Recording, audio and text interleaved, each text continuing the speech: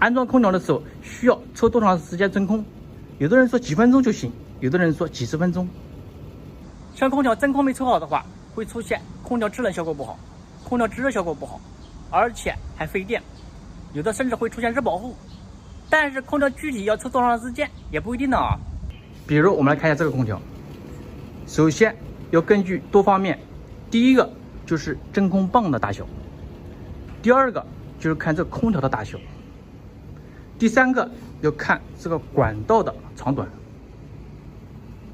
如果说我们普通挂机1匹半的1匹的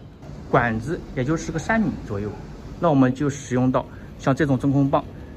大概1升的左右，抽个10分钟到15分钟左右，一般的在15分钟左右啊就可以了。那如果像这种柜机2匹的、3匹的，那像这种真空棒1升的，我们需要大概抽半个小时左右。